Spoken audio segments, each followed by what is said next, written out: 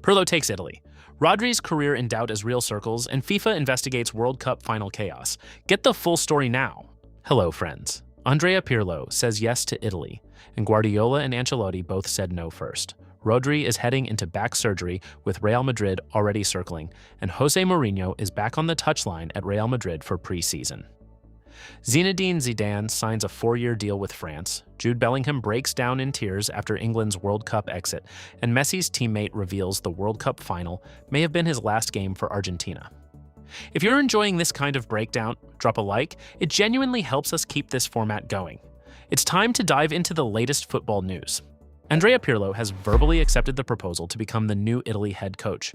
Guardiola and Ancelotti both turned down approaches before Pirlo said yes to a long-term project presented by Paolo Maldini and Leonardo.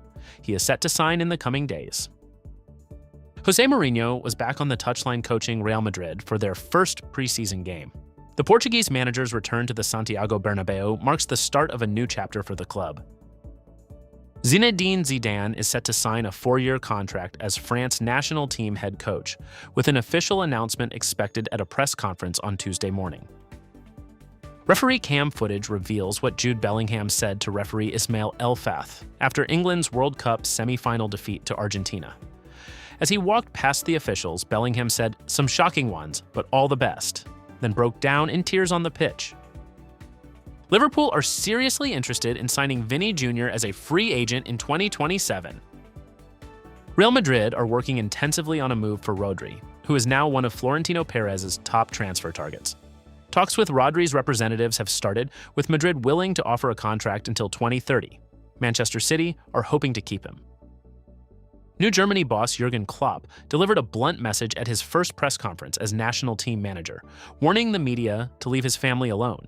He cited the treatment of Julian Nagelsmann and Thomas Tuchel, saying he would quit if they crossed that line.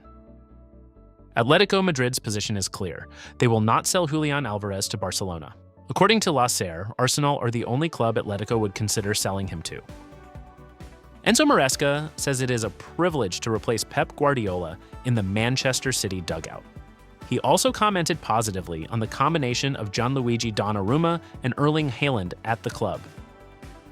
Cristiano Ronaldo has stated he believes he can play for another 4 years and participate in the 2030 FIFA World Cup. Angel Di Maria says Messi should continue for as long as he wants, calling him the greatest in history even at 39. Di Maria also expressed hope that Lionel Scaloni stays on as Argentina coach, praising the new generation he is building. Fabian Ruiz described winning the World Cup as something unique, saying he cannot ask for anything more from this season. He noted that with PSG, Spain's midfielder won almost all possible titles, including the Champions League, before capping it with the World Cup. Marcus Rashford's future has been left uncertain after Barcelona failed to sign him permanently, but he could yet be offered a lifeline at Manchester United, with club bosses reportedly reaching out to the forward. Manchester City reportedly want to sign Marc Bernal this summer as a potential replacement for Rodri. Arsenal and Chelsea are also said to be interested in the Barcelona midfielder, according to ESPN. Raphinha is expected to return to Barcelona training on Monday after suffering a right hamstring injury during the World Cup. The club will carefully manage his return to avoid any relapse. Ronald Araújo is still recovering from a right calf injury suffered during the World Cup. He will travel to England with the Barcelona squad, though it remains uncertain when he will return to full group training. Matheus Cunha has revealed that Ronaldinho and Ronaldo Nazario solidified his decision to join Manchester United. El Clásico is scheduled for October 25th, just one day before the Ballon d'Or ceremony on October 26th. The timing sets up a dramatic week in world football. Robert Lewandowski believes fans did not see the best version of Lamine Yamal at the 2026 World Cup. He noted that Yamal arrived after an injury, having not played for almost 8 weeks, but still showed really good quality and helped Spain win. Andrea Pirlo has verbally accepted the proposal to become the new Italy head coach, with Fabrizio Romano confirming it is here we go. The Italian Football Federation approached Pirlo today, and he said yes to a long-term project presented by Paolo Maldini and Leonardo. He is set to sign formally in the coming days. The appointment comes after 2 of football's most decorated managers turned the job down. Pep Guardiola and Carlo Ancelotti were both approached by the federation and both declined before the Italians turned to Pirlo. That context makes this appointment all the more significant. Italy had to work hard to find their man. Pirlo's managerial career has been unconventional. He stepped into management at Juventus without prior coaching experience and had a mixed spell before moving on. But the federation clearly believes in his vision and his connection to Italian football culture as a legendary former player. Maldini and Leonardo, who built the project proposal, are figures Pirlo knows and respects deeply from his AC Milan days. The contract is for 4 years, giving Pirlo a full cycle to build a squad and compete at the next major tournaments. Formal steps are expected to be completed imminently. For Italian football, this is a bold, romantic appointment, and one that will divide opinion from day one. World Cup winner Rodri will undergo back surgery on Monday.